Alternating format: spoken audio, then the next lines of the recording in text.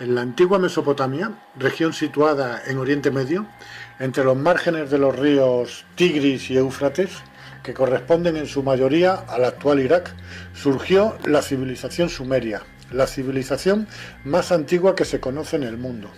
Hay muchas teorías que especulan sobre sus orígenes, cómo aparecieron en la zona, de dónde surgieron. Los sumerios comenzaron a escribir su historia supuestamente hace unos 6000 años, mediante pictogramas en tablillas de arcilla. A esta escritura se la denominó escritura cuneiforme y ha sido reconocida como la primera escritura o forma de expresión aparecida en la historia de la humanidad. Aunque debo aclarar que las escrituras cuneiformes más antiguas no están bien datadas y mucho menos traducidas.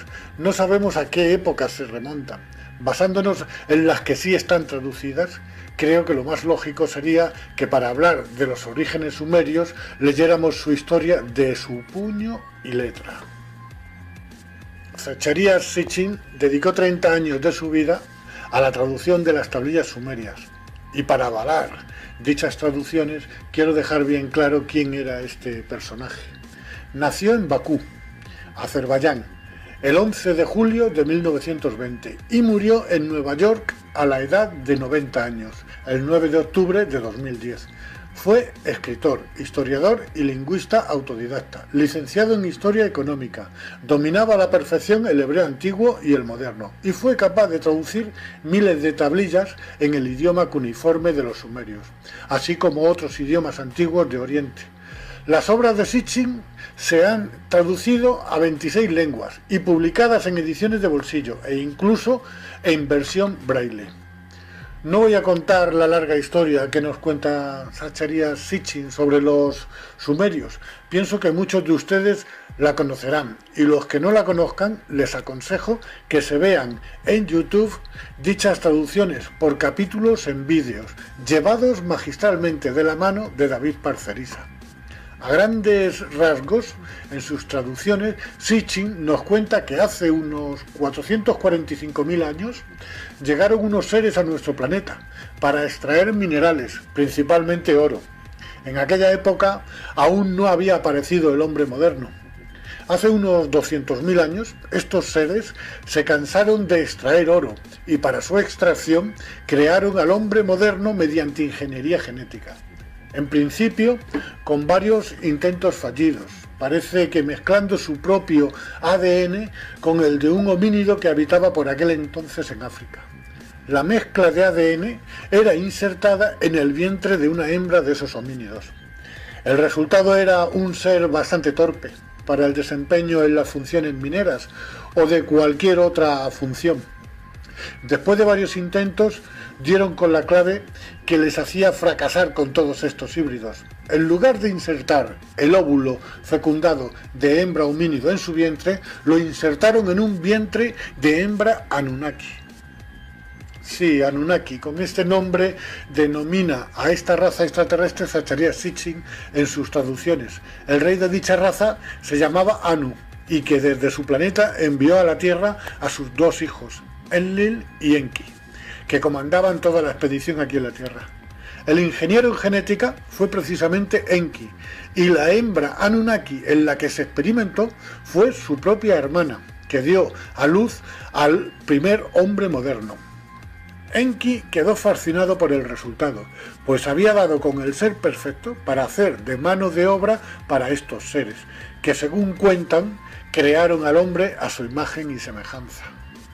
Estas tablillas en arcilla, que fueron escritas a lo largo de un periodo que pudo ser de varios miles de años, algunas están datadas de hace unos 5.500 años, pero las hay mucho más antiguas. ¿Hasta dónde se pueden remontar en el tiempo? Por la zona en la que transcurren los acontecimientos, los sumerios son, con toda seguridad, los supervivientes del diluvio universal.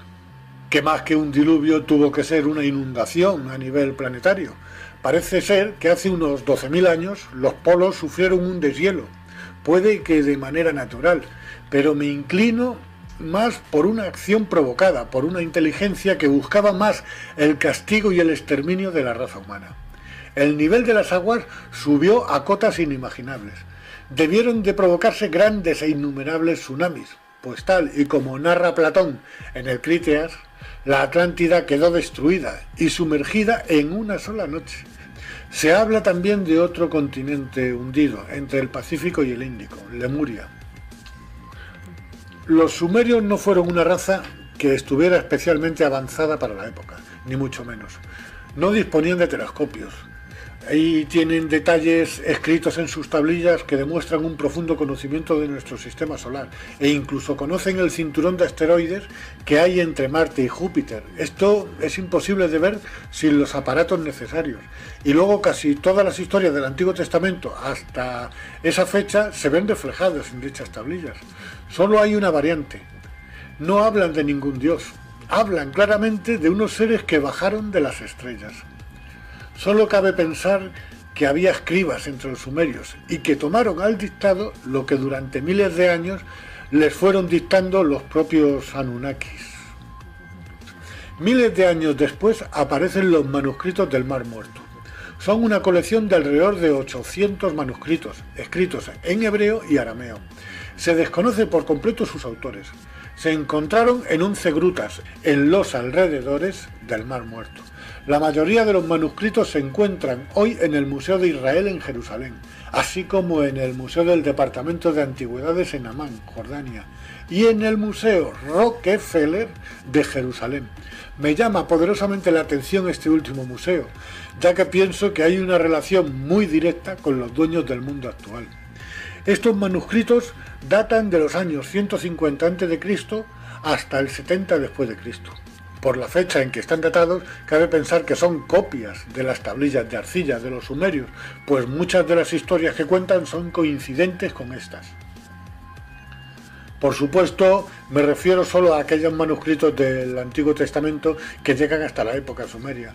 Dichos manuscritos están considerados como copias, no hay originales. Quiero poner un dato en conocimiento de todos, en lo que se refiere a los manuscritos del Mar Muerto. No tenemos ningún texto con puño y letra de su autor original, y lo que sí tenemos son miles de copias antiguas. Alguien tuvo que traducir hace miles de años las tablillas sumerias al hebreo antiguo, de ahí la aparición de los manuscritos del Mar Muerto. Tuvo que ser un sumerio. Si no fuera así, hoy por hoy, creo que solo existirían poco más que los escritos del Nuevo Testamento, que son poco fiables, ya que en ellos existen más de 35.000 diferencias y contradicciones. En el Museo Nacional de Irak, en Bagdad, estaban expuestas las tablillas de arcilla, y digo que estaban porque con la invasión de Irak por parte de una coalición de países encabezada por los Estados Unidos, entre el 20 de marzo y el 1 de mayo de 2003, exactamente el 10 de abril de 2003, cuando entraron las fuerzas militares estadounidenses en Bagdad, actuaron como verdaderos saqueadores, entrando y destruyendo todo en el Museo Nacional de Irak. Los casi 200.000 objetos del museo, la mayor colección de antigüedades de Sumeria, Babilonia y Asiria en el mundo, fueron destruidas. Urnas antiquísimas despedazadas, miles de tablillas de arcilla cuneiformes de más de 5.000 años de antigüedad, robadas y destruidas. Muchas de ellas estaban por descifrar. Mientras tanto, otra facción del ejército estadounidense protegía celosamente las instalaciones de gas y petróleo de Kirkuk, donde se halla casi un tercio del petróleo iraquí. Es curioso, parece que entraron con dos fines: borrar la historia del verdadero origen del hombre y robar las reservas de gas y petróleo. ¿Dónde quedó el supuesto motivo de la guerra? ¿Dónde estaban las armas de destrucción masivas? Puedo entender que por codicia, por avaricia, fueran a por las reservas de gas y petróleo. Pero, ¿qué se esconde tras la destrucción de las tablillas de arcilla? ¿Será porque en ellas no hay un Dios omnipotente como creador del hombre y del universo, sino una raza extraterrestre que con ingeniería genética dio con la fórmula del hombre moderno, saltándose lo que hubiese costado millones de años de evolución? De conocerse esta historia, podrían haber caído las religiones judeocristianas, que tanto tienen en común, y con ellas la institución más grande que existe, la Iglesia Católica. Teniendo en cuenta que en su mayoría la élite financiera son de origen judío, no es muy difícil de imaginar que los dueños del mundo pudieron dar consignas de cómo actuar en la entrada de Bagdad. para que se pudiera salvar un secreto que lleva escondido miles de años y así impedir que cayera el Vaticano y todo lo que esto supone. No quedaría ni un ladrillo de iglesias y catedrales de las religiones monoteístas.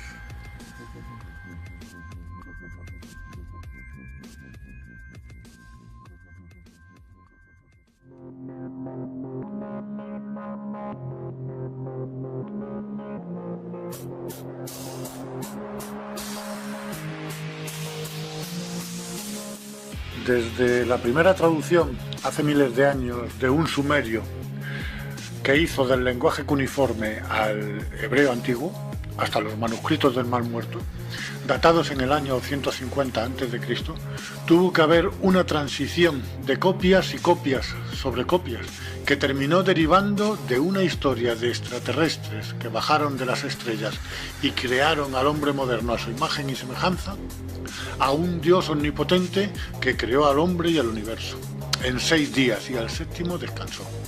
Desde luego, sí que se degeneró o se tergiversó la verdadera historia de la humanidad. Da que pensar. Es imposible saber en qué momento de la transcripción de textos copiados pudo obrarse tal calamidad. Quizás no fue degeneración accidental y forme parte de un plan. Puede que la clave esté oculta en los sótanos del Vaticano, donde se esconden grandes secretos que nos han ocultado a toda costa, como si de ello dependiera su supervivencia. El hecho es que, a causa de un plan maléfico, se cambia la interpretación de unos escritos y nace un Dios omnipotente, creándose las 3 religiones monoteístas, con un propósito claro: dividir a los hombres en ideologías absurdas hasta llegar al fanatismo religioso, fomentando el odio y la guerra entre naciones, que abanderaban cada uno un Dios con distinto nombre y que en definitiva parece ser el mismo Dios. ¿Quién está detrás de todo esto? ¿Quién manipula la historia y la moldea a su antojo? Existe una élite que desde hace miles de años actúa entre nosotros. Son antidiluvianos e incluso anteriores a la humanidad. Provocaron extinciones que nos llevaron al borde de la desaparición de nuestra especie. Estuvieron siempre allá donde surgía una gran civilización, la cual manejaban siempre a su antojo. De Sumeria, de Babilonia y Asiria pasaron a Egipto y fueron testigos del nacimiento de una nueva civilización, en la que se erigieron como faraones y dioses supremos. Los primeros signos de una compleja cultura empiezan a manifestarse con el surgimiento de pequeñas ciudades a lo largo del río Nilo. Desarrollaron un lenguaje basado en jeroglíficos. Se caracteriza por el uso de signos, cuyo significado se conoce gracias al descifrado de los textos contenidos en la piedra Rosetta, que fue encontrada en 1799, en la que está grabada un decreto en 3 tipos de escritura: jeroglífica, demótica y griega. Es muy significativo comprobar que el idioma jeroglífico egipcio es como una extensión o continuación más evolucionada del idioma cuneiforme de los sumerios. Por extensión, también se ha dado el nombre de signo jeroglífico a algunos de los grafemas de la escritura cuneiforme. Según la mitología egipcia, los primeros reyes de Egipto no fueron hombres, sino dioses. Al principio de los tiempos, el principal de los dioses, al que los egipcios denominaron Dios del cielo y de la tierra, fue Ptah. El dios Ptah cedió el gobierno de Egipto a su hijo Ra, que al igual que su padre llegó a la tierra en una barca celestial. El reinado de Ra duró 1000 años y le continuaron en el trono 5 dioses más: Su, Geb o Geb, Osiris, Set y Horus. Todos estos dioses tienen su equivalente en la mitología griega. Horus en la mitología griega era el dios Apolo. Siguiendo con la mitología egipcia, posteriormente el poder fue cedido a gobernantes semidivinos, mitad hombres, mitad dioses. Entre el año 3000 y el 2700 a.C. es cuando aparece la primera dinastía de gobernantes humanos, con los primeros asentamientos y núcleos urbanos en los márgenes del río Nilo, como ya mencioné anteriormente, en la figura del faraón Narmer, primer gobernante reconocido oficialmente por la egiptología, pues el resto de los anteriormente expuestos pertenece al mundo de la mitología. Pienso que lo que ellos consideraban dioses eran extraterrestres, los mismos que actuaron en la zona de Mesopotamia. con los sumerios y que de mitología no tiene nada, sino que es parte de la historia y del dominio que ejercieron sobre la humanidad.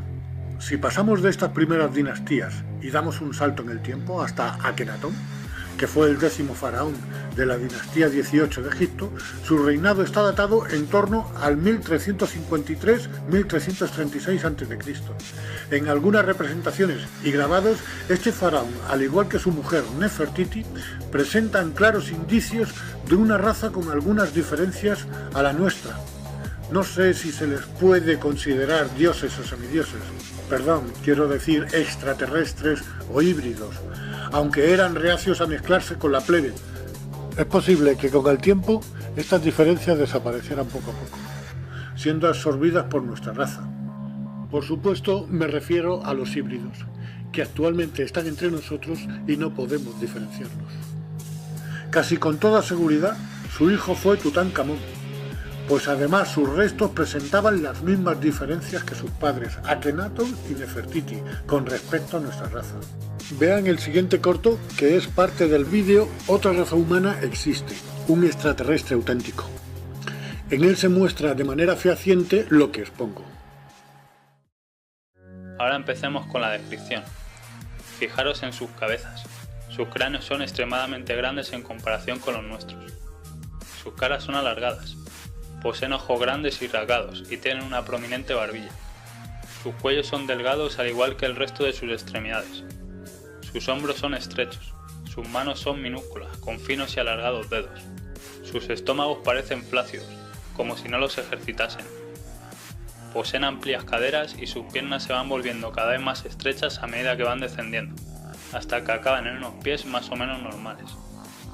En resumen, todos sus rasgos son alargados y extremadamente finos, a excepción de sus caderas y de sus cabezas, que parecen contener un cerebro con un potencial superior al nuestro. Otra cosa primordial que dice mucho de estos seres es que estos poseen ombligos y mamas, por lo que podemos afirmar con claridad que son mamíferos, al igual que nosotros. Estos seres se autodenominaban dioses y siempre han estado en lo más alto de la escala social. Algunos de ellos fueron faraones. Un caso muy claro fue el del faraón Akenatón y su esposa, la reina Nefertiti, que son los que os he mostrado antes. También está el caso de Tutankamón, que pudo ser hijo o descendiente directo de los dos anteriormente nombrados.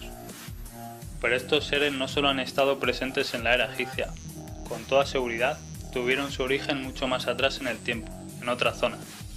Estos mismos seres fueron descritos por los sumerios en la antigua Mesopotamia. Como muchos ya sabréis, ellos mencionaban a los ya conocidos Anunnakis, que poseían las mismas similitudes físicas que las de la raza de Ata. Aunque deben de saber ustedes que según las traducciones de las tablillas de Sumeria, a los ciudadanos de entonces no se les permitía representar el aspecto real de los dioses Anunnaki. Aún así podemos ver cómo en ambas representaciones las similitudes físicas se asemejan demasiado, como por ejemplo en el tamaño de las cabezas, en la altura. Incluso podemos ver a algunos de estos seres en ambas culturas representados con cabezas de águila y con alas. El simbolismo es el mismo. Ahora fijaros en el simbolismo que nos muestra tan abiertamente la Iglesia Católica. Para empezar, tienen un obelisco en medio del Vaticano. Pero hay algo que me llama más la atención. Ojo al sombrero del pontífice. La forma de este hace referencia a la forma de la cabeza de estos seres. La Iglesia utiliza los mismos sombreros que lucían estas criaturas en el antiguo Egipto. Creo que ya sabemos todos a quién adora la Iglesia, pues estos seres parecen ser los extraterrestres que bajaron de las estrellas y que nos crearon a su imagen y semejanza.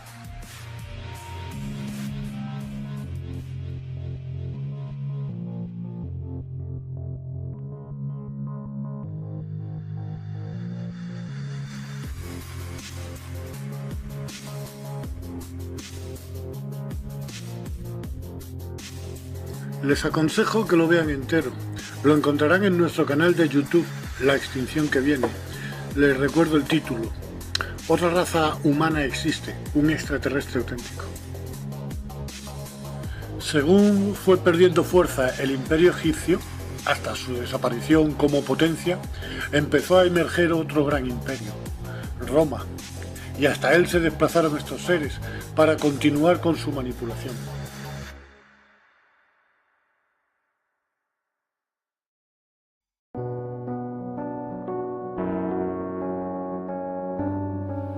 Es curioso ver que cuando nace un imperio, ya nace con el fenómeno mitológico y que precede a este en demasiados miles de años. Se crea el mito y la leyenda de historias contadas directamente de personas, que a su vez las escucharon de padres o abuelos, provenientes de otras tierras, tales como Mesopotamia o Egipto, y que participaron en la expansión del mundo antiguo, llegando a formarse los primeros núcleos que posteriormente se convertirían en naciones, como la antigua Grecia o el Imperio Romano. En cuanto a la referencia de dioses o extraterrestres que pudieran haber influido en los primeros siglos de esta cultura, tanto dioses griegos como romanos tienen un origen y pertenecen a una estirpe que se remonta a 445.000 años atrás en el tiempo, con una expedición extraterrestre que llegó a la Tierra, los Anunnakis, y que estuvieron presentes en el comienzo de todas las culturas humanas, allá donde brotaban. En el caso de Grecia y Roma, sentaron las bases de un sistema y fueron la cuna de la actual civilización occidental. Lo que estos seres significaron en la antigua Sumeria, bajo el concepto de extraterrestres o viajeros que bajaron de las estrellas, pasaron a ser dioses en Egipto. Y esta condición les gustó más que la de extraterrestres, porque siguieron siendo dioses en las culturas griega y romana, construyéndose templos, verdaderas obras de ingeniería en su nombre, tales como el templo de Atenea o el Partenón en Atenas. En ambas culturas estos dioses adoptaban distintos nombres. Zeus para los griegos y Júpiter para los romanos, era el dios supremo. Poseidón para los griegos y Neptuno para los romanos, era el dios del mar y de las aguas. Hades para unos y Plutón para otros, era el dios del mundo subterráneo o de los muertos. Apolo, con el mismo nombre para las dos culturas, era dios de las artes, la adivinación, la medicina, la luz y el sol. Este se ve que era más completito. Hefesto para unos y Vulcano para otros, fue el dios del fuego. Ares para los griegos y Marte para los romanos, fue el dios de la guerra. Dioniso para unos y Baco para otros, fue el dios del vino. Atenea o Minerva, diosa de la sabiduría. Afrodita o Venus, diosa del amor y la belleza femenina. Artemis o Diana, diosa de la naturaleza y los animales salvajes. Roma se convirtió en un imperio muy poderoso y agresivo, invadiendo todos los países a los que llegaban sus ejércitos. Llegó a abarcar desde Britania, hoy Inglaterra, hasta el Tigris y el Éufrates, abarcando casi toda Europa, el norte de África y parte de Asia, hasta el Medio Oriente. Entre sus conquistas se encontraba Siria, que en el año 63 a.C. pasó a ser provincia de Roma, y de ahí las tropas romanas se dirigieron a la región de Judea, imponiendo su autoridad en dicha región. Aquí se encontraron con un pueblo, el judío, que adoraban a un solo Dios, Jehová, el Dios del Antiguo Testamento, un Dios castigador, rencoroso y vengativo, y como bien pone en sus sagrados escritos, llegó a hacer pactos con los grandes patriarcas del pueblo judío, llegó a prometerles poder y riquezas, con tierras hasta donde alcanzara la vista y una gran descendencia que superaría en número a las estrellas del firmamento. Todo a cambio de sumisión y veneración. Realmente con este pacto vendieron su alma a cambio de poder y riquezas. Todavía rige este pacto, porque hoy en día son los dueños del mundo. La élite financiera que nos domina son de origen judío.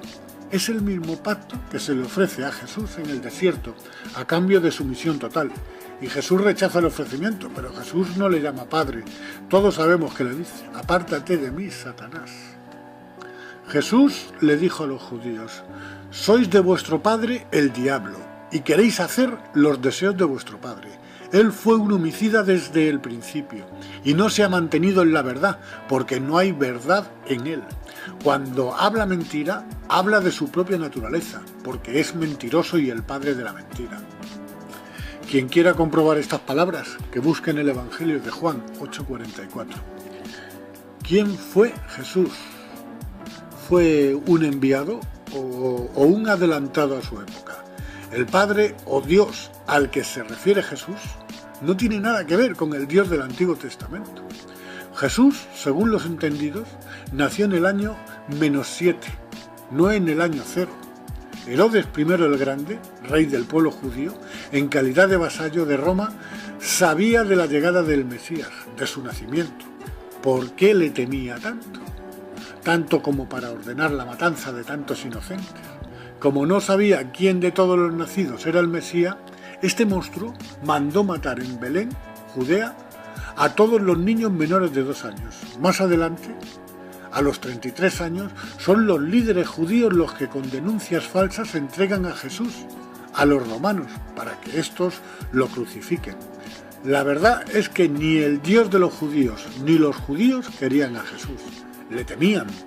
De todos es conocido, Poncio Pilatos da a elegir al pueblo judío entre 2 personas, a quien dejar en libertad y a quien crucificar. Uno era un famoso asesino, Barrabás, y el otro era Jesús, y todo el pueblo judío pedía a gritos la crucifixión de Jesús. Su mensaje fue de amor y de paz para toda la humanidad, para todos por igual. Sin embargo, el Dios del Antiguo Testamento solo favorecía al pueblo judío, el pueblo elegido por Dios. Según consta en el Antiguo Testamento, destruyó pueblos enteros para que se fueran asentando familias y clanes judías, y a su vez dejar libre el paso de estos hacia la tierra prometida, donde hoy en día son nación, bajo el nombre de Israel, y siguen con el ejemplo de su Dios, pues siguen masacrando al pueblo palestino. Jesús intentó que su mensaje llegara a todo el mundo. Se creó un movimiento después de su muerte, alrededor de su figura, pues sus primeros seguidores, los primeros cristianos, debieron de ser auténticos, muy distintos a lo que poco después ocurrió, pues este movimiento fue adulterado y sus bases totalmente cambiadas o confundidas. Antioquía la Grande o Antioquía la Bella era en aquella época una de las principales ciudades del Imperio Romano y la tercera urbe más poblada, después de Roma y Alejandría. Su población pudo alcanzar hasta los 500.000 habitantes. Se fundó en Antioquía una comunidad religiosa integrada por judeocristianos. Antioquía fue el primer lugar donde los discípulos fueron llamados cristianos, pues anteriormente eran considerados como una secta del judaísmo.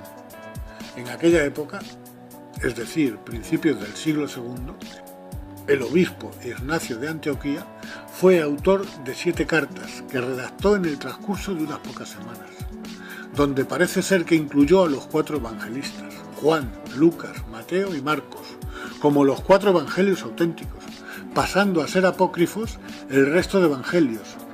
Muchos evangelios, entre los que se encontraban el de Judas, María Magdalena, Tomás o Felipe, escritos más fiables y contemporáneos de la época de Jesús, ya que los de Juan, Lucas, Mateo y Marcos son muy posteriores a la muerte de Jesús y tomados al dictado por estos, y en los que hay muchas contradicciones. El obispo Ignacio de Antioquía fue condenado a muerte en tiempos del emperador romano Trajano, acusado de profesar el cristianismo. Las leyes romanas perseguían y condenaban a muerte a los cristianos. A principios del siglo IV de nuestra era, cuando la población cristiana creció hasta ser el 50% de la población total, el emperador Constantino I el Grande, para evitar más enfrentamientos entre la población, convocó el primer concilio de Nicea en el año 325, que otorgó legitimidad legal al cristianismo en el Imperio Romano por primera vez, y parece que fundió las creencias de una parte politeísta con otra parte monoteísta. De esta fusión religiosa salió una sola religión monoteísta, y la mayor chapuza que uno se pueda imaginar, y que todavía sigue en vigor y de la que se dice que tiene en la actualidad 1.000 millones de seguidores. Yo me pregunto, ¿me estarán contando a mí entre sus seguidores? Porque resulta que si el dato viene de todos los bautizados, yo estoy bautizado, y como yo, muchísima gente a la que no se les preguntó si querían ser cristianos. Si a 1.000 millones le restamos los que no nos sentimos cristianos, ni tampoco somos practicantes, seguro que esta cifra bajaría muchísimo, a saber hasta qué cotas.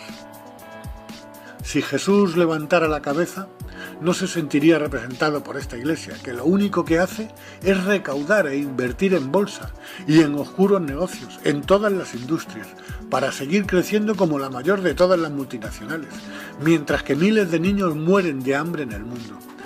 Su fuerza e influencia sobre los poderes políticos se ven reflejados en las subvenciones que reciben de casi todos los gobiernos y están libres de impuestos.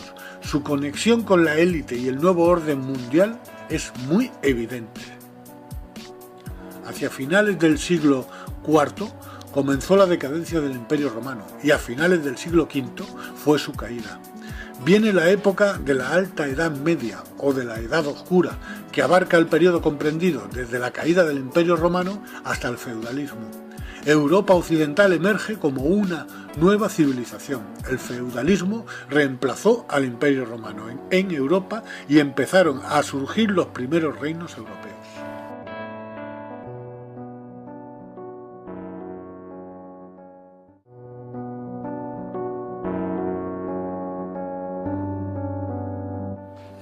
Las religiones, el gran invento del enemigo de la humanidad.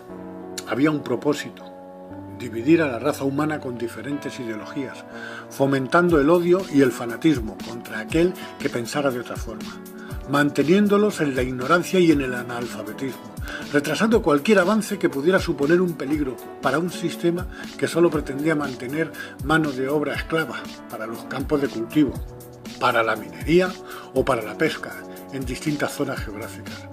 Fue una época oscura en la que consiguieron que la humanidad tuviera un estancamiento evolutivo, cultural y tecnológico de 800 años. Este es un dato muy importante que quiero que se graben bien en la cabeza, porque en nuestra sociedad hay una institución, la misma que paralizó el avance durante 800 años en el pasado, que todavía trata de ralentizar el progreso y la evolución de la humanidad, bajo la frase de «no pretendas ser más que Dios». Esta institución va a bloquear y a sabotear cualquier proyecto que signifique un avance o beneficio para nosotros. Después de la caída del Imperio Romano en Occidente en el siglo V, Europa occidental emerge como una nueva civilización.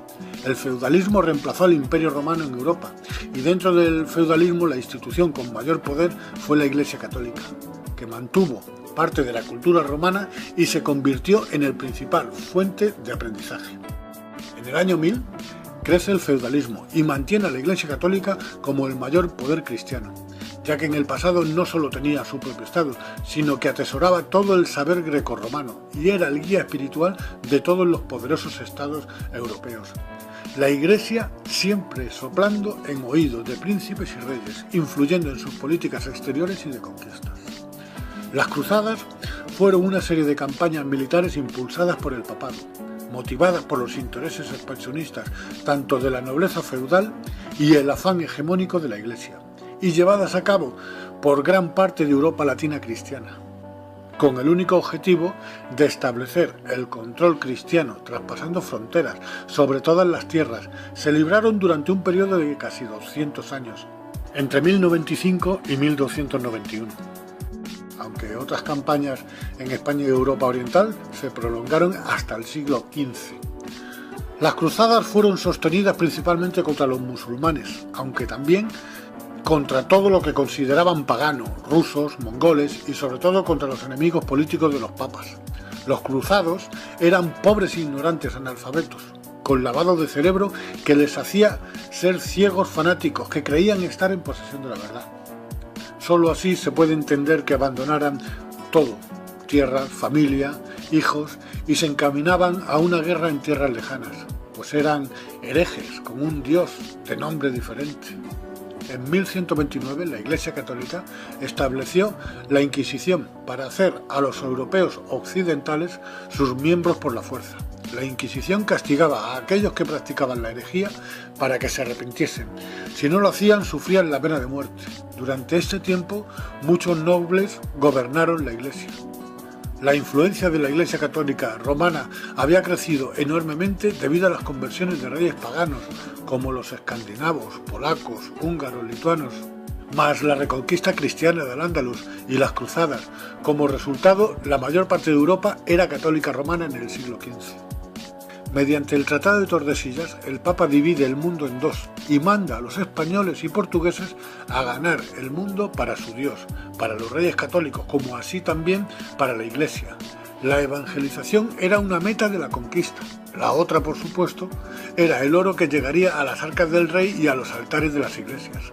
La fortuna del Vaticano fue acumulada en su mayoría por el saqueo a las víctimas de genocidios, como los incas y los protestantes, cuyos bienes fueron embargados durante la Inquisición. Los conquistadores españoles destruyeron el mundo de los aztecas, a quienes encarcelaron, torturaron y mataron en nombre de su dios cristiano, robando así enormes fortunas de oro. Veamos una cronología de los crímenes de la Santa Iglesia. En el año 382, Teodosio I suscribió edictos contra herejes y paganos donde se contemplaban condenas de muerte y confiscación de bienes. Se iba creando así lo que en el futuro sería la Santa Inquisición. La persecución a la que fueron sometidos los cristianos gnósticos, quiero aclarar que estos eran los verdaderos cristianos, los que supieron interpretar el mensaje de Jesús, sin embargo fueron denunciados como herejes, mientras que sus libros sagrados eran robados y quemados. Los gnósticos creían en un Dios muy superior, que según Cristo estaba en nuestro interior, y no en el Dios de la Biblia hebrea, Yahvé o Jehová, mientras que la Iglesia Católica confunde a Yahvé o Jehová con el Dios absoluto.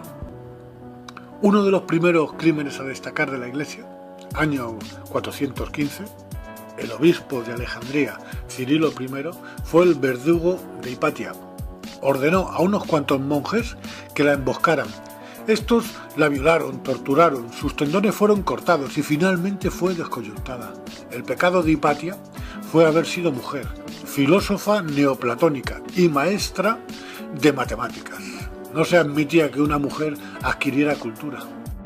La Iglesia Católica desde sus inicios le negó derechos a las mujeres. Estas no podían poseer dentro de la misma Iglesia un cargo de autoridad. Bueno, hoy en día tampoco.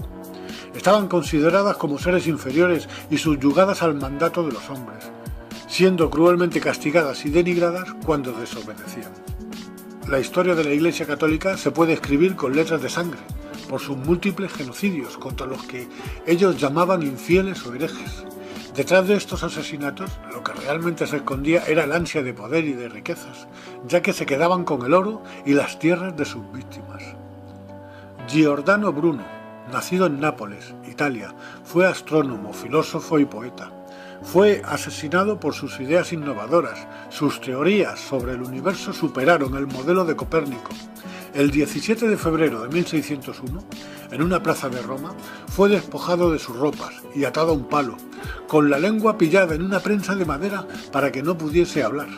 Fue quemado vivo, al igual que sus trabajos, cumpliendo así la sentencia por herejía dictada pocos días antes por el Tribunal Romano de la Inquisición. El verdadero motivo era el mantenernos en la ignorancia, que no avanzáramos en ningún campo. Galileo Galilei, en 1633, fue condenado como hereje por la Santa Inquisición. Galileo fue torturado y sometido a vejaciones, aunque éste aprovechó la oportunidad que le dieron. Si se retractaba de sus teorías, le sería perdonada la vida.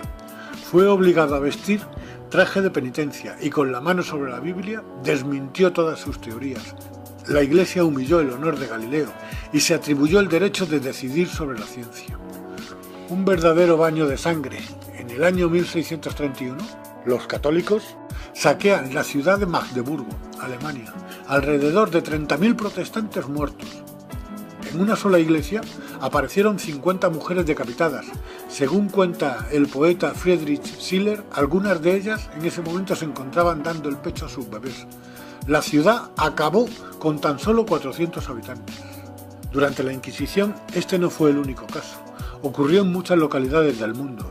Iglesia y monarquía codo a codo, siempre de la mano, ostentando el poder y cometiendo verdaderas monstruosidades a lo largo de la historia, con algunas dinastías ya extintas y otras que aún existen en la actualidad. La de Alemania, casa de Hohenzollern, era de la línea prusiana. Austria, casa de Habsburgo. Bulgaria, casa de Wettin, de la rama Sajonia. Italia, casa de Saboya.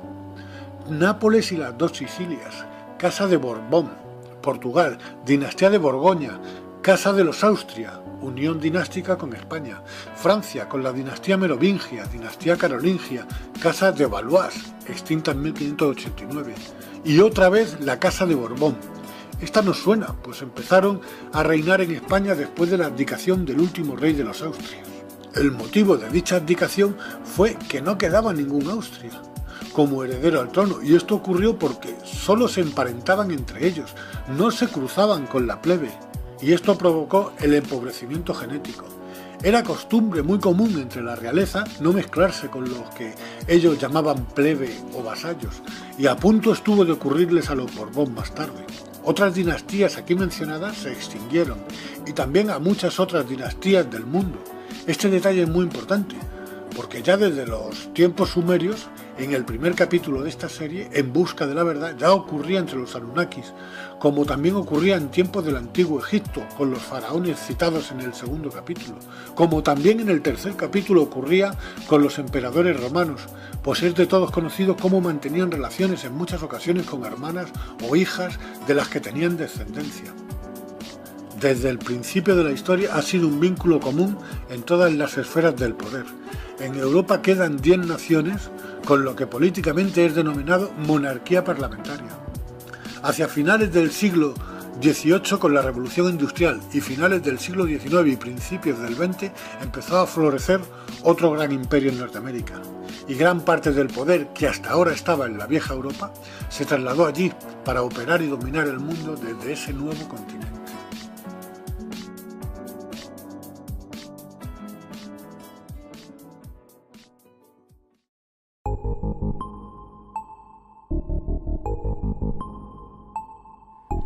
A finales del siglo XVIII, con la Revolución Industrial, damos fin al mayor estancamiento evolutivo provocado por la Iglesia en la Edad Oscura del feudalismo medieval. Comienza la Edad Moderna, con un conjunto de transformaciones socioeconómicas, tecnológicas y culturales. Durante la Edad Moderna se van gestando lentamente, junto con la Iglesia, el capitalismo y las entidades políticas, que parecen estar perfectamente coordinados para controlar en su beneficio a la gran masa. Siguiendo una línea desde el principio de los tiempos, veremos que nunca hemos estado solos. Es como si hubiéramos sido dirigidos dentro de un sistema en el que solo podríamos llegar a un punto, y ese punto es en el que nos encontramos ahora. Hay gente entre nosotros que en aquel tiempo pasaron por dioses, que parecen ser eternos y que guardan este secreto. Nos hacen creer que aquellos que pasaron por antiguos dioses solo eran mitos o leyendas, o sencillamente que se fueron hace miles de años, y que a consecuencia de esto el hombre hereda la tierra. Pero no es así. Están entre nosotros, son una línea híbrida que se remonta a un pasado antediluviano. Estas líneas híbridas se convirtieron en los gobernantes políticos y económicos, y seguimos siendo tan esclavos como en el pasado. Hay muchas evidencias, su simbología nos la plantan en la cara continuamente, a través de anuncios, logos, cadenas de televisión y en el propio papel moneda.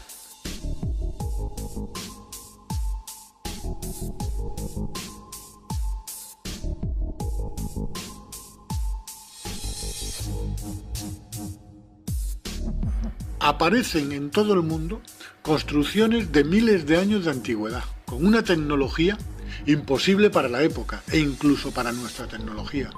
Son millones los avistamientos de extrañas naves con maniobras de vuelo imposibles. Se ha escrito mucho sobre ellas. Hay textos bíblicos que las describen. La referencia a ovnis en los tiempos bíblicos es constante. Son representadas en antiguas pinturas de los 5 continentes. Se llevan paseando por nuestro mundo desde la aparición del hombre moderno. Hoy en día son muchos los testigos que las han observado, atónitos, y que al contarlo se les toma por locos. Desde la Segunda Guerra Mundial hasta la actualidad ha habido un verdadero aluvión de avistamientos en todo el mundo.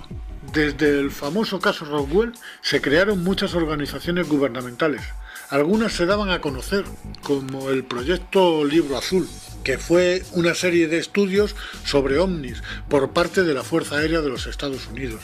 Estuvo operativa desde 1952 hasta 1969. Se recogieron, analizaron y archivaron miles de informes ovni. En realidad, estos estaban más preocupados de poner en ridículo el tema ovni que de descubrir cualquier evidencia alien. Hubo otras organizaciones paralelas tan secretas que el propio gobierno negaba su existencia.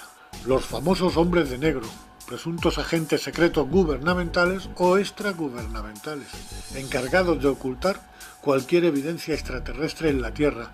Se empezó a hablar de ellos después del caso Roswell. Algunos testigos de este incidente denunciaron amenazas muy fuertes por parte de oficiales del ejército, incluso amenazas de muerte del testigo y de su entorno familiar.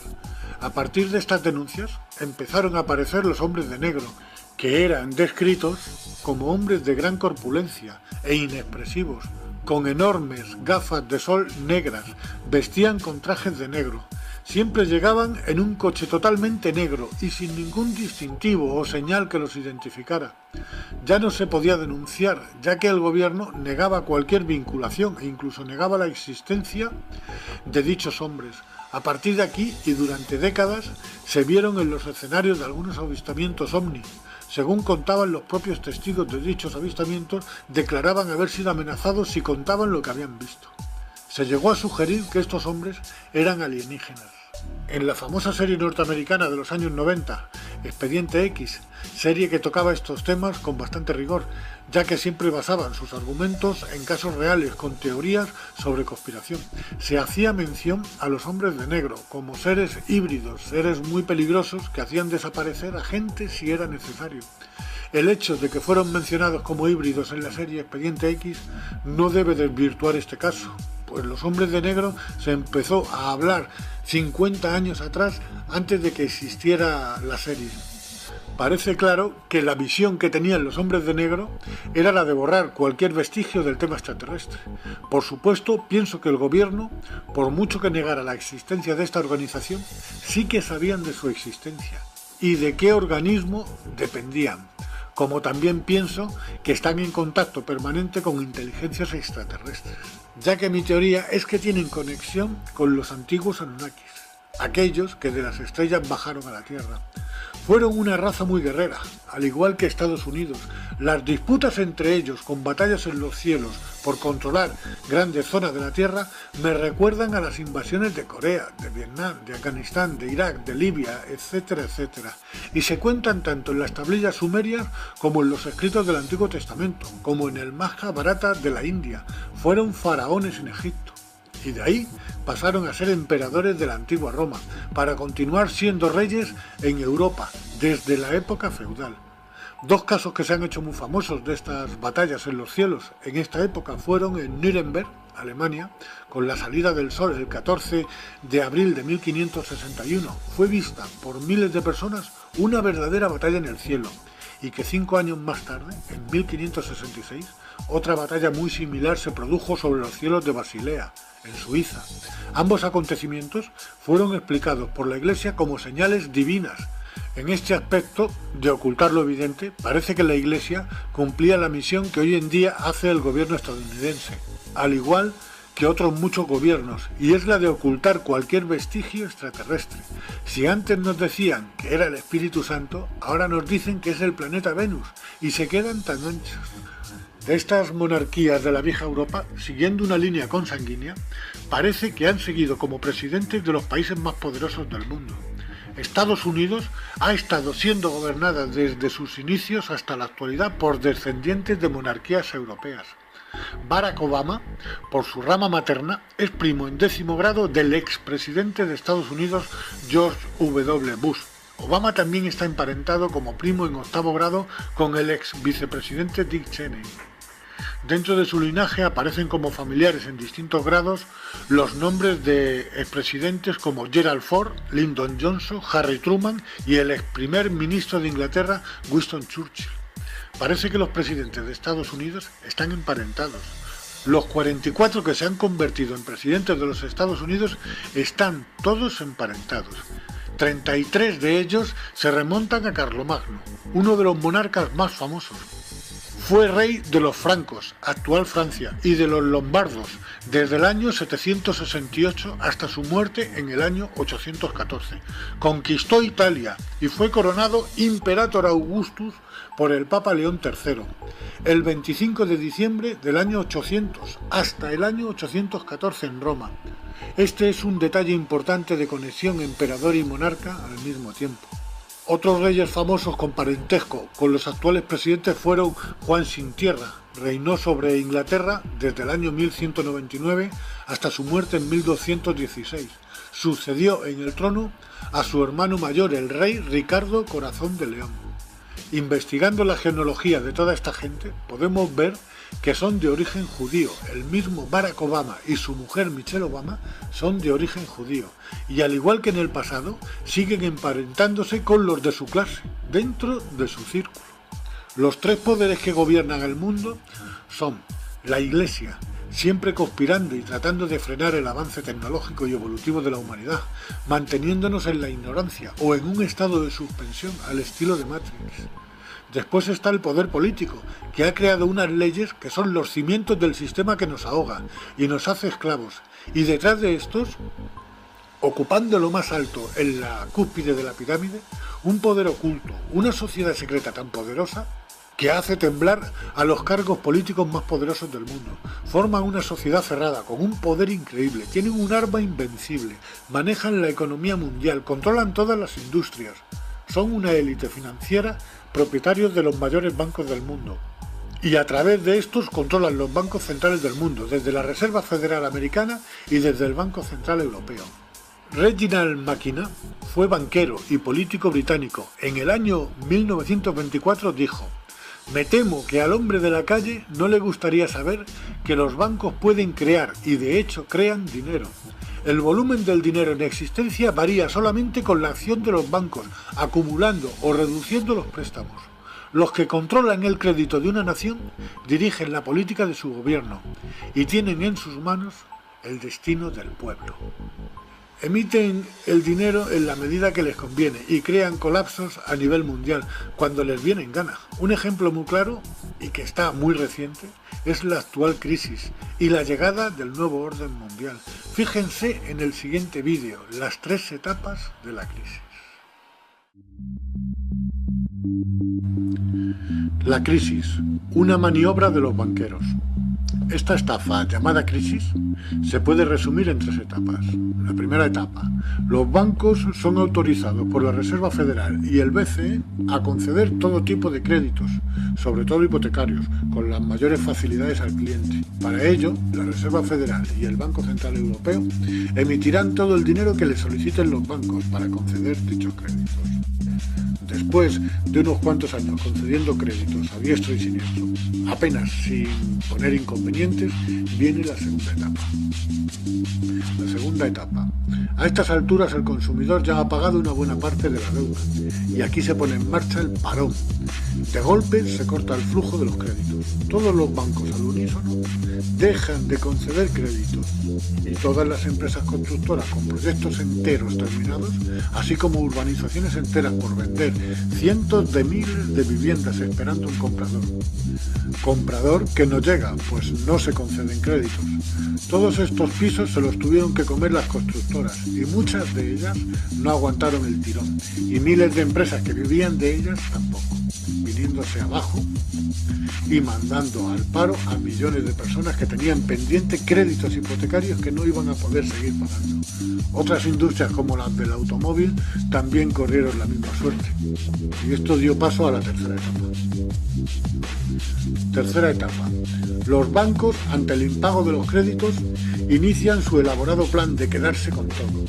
Los desahucios no se hicieron esperar, quedándose con las viviendas y dejando a sus propietarios en la calle y con la deuda que les faltaba por pagar. Quiero aclarar que un crédito es un dinero adelantado que va existiendo en la medida que el consumidor lo va pagando mes tras mes. Bajo este principio hay que entender que los bancos prestan un dinero que no existe. Luego se quedan con las casas de sus víctimas que sí existen y que estuvieron pagando mes tras mes con un dinero que sí existe. Y se quedan con una deuda real que no deja levantar cabeza a nadie. Esto no es la primera vez que ocurre, porque esto mismo ya lo hicieron en 1910 y en 1929 con el famoso crack del Octubre Negro. La gente, al igual que ahora, se tiraban por las ventanas. Esto es el comienzo de una nueva era. El nuevo orden mundial está llegando a todas partes. Se avecina de nuevo la Edad Oscura, donde unos pocos se erigen como los dioses del pasado, para mantenernos bajo su pie como esclavos. Los causantes son la élite, o mejor dicho, el cártel de banqueros que domina el mundo. Me refiero a los Rothschild, J.P. Morgan, Rockefeller, Warburg, etc., etc. Son de origen judío, al igual que los presidentes estadounidenses. El pacto que sellaron los grandes patriarcas con Yahvé o Jehová sigue estando en vigor.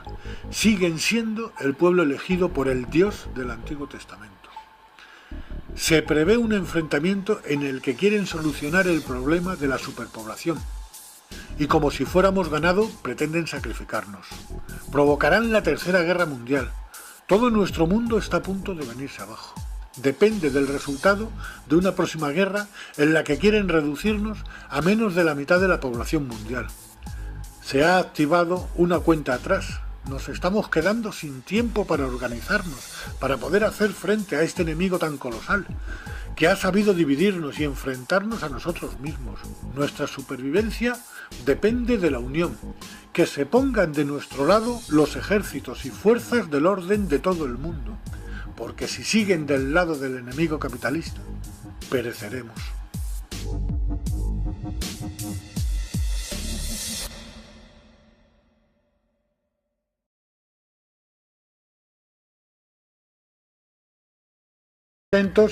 Dieron con la clave que les hacía fracasar con todos estos híbridos. En lugar de insertar el óvulo fecundado de hembra homínido en su vientre, lo insertaron en un vientre de hembra Anunnaki. Sí, Anunnaki, con este nombre denomina a esta raza extraterrestre Zacharías Sitchin en sus traducciones. El rey de dicha raza se llamaba Anu y que desde su planeta envió a la Tierra a sus dos hijos, Enlil y Enki, que comandaban toda la expedición aquí en la Tierra. El ingeniero en genética fue precisamente Enki, y la hembra Anunnaki en la que se experimentó fue su propia hermana, que dio a luz al primer hombre moderno. Enki quedó fascinado por el resultado, pues había dado con el ser perfecto para hacer de mano de obra para estos seres, que según cuentan, crearon al hombre a su imagen y semejanza. Estas tablillas en arcilla, que fueron escritas a lo largo de un periodo que pudo ser de varios miles de años, algunas están datadas de hace unos 5.500 años.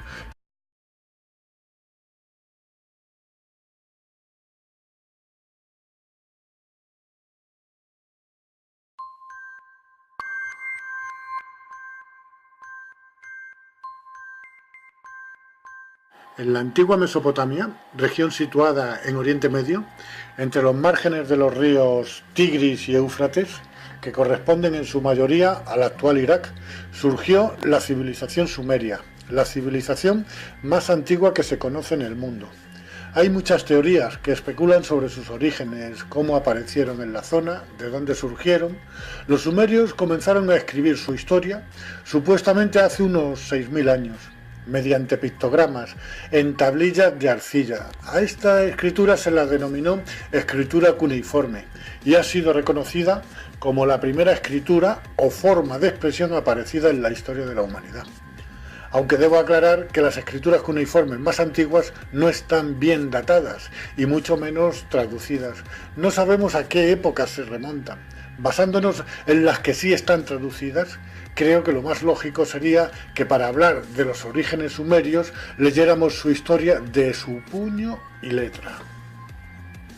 Zacharías Sitchin dedicó 30 años de su vida a la traducción de las tablillas sumerias, y para avalar dichas traducciones quiero dejar bien claro quién era este personaje.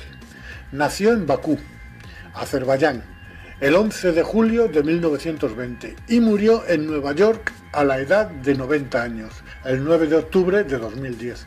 Fue escritor, historiador y lingüista autodidacta, licenciado en Historia Económica, dominaba a la perfección el hebreo antiguo y el moderno, y fue capaz de traducir miles de tablillas en el idioma cuneiforme de los sumerios, así como otros idiomas antiguos de Oriente.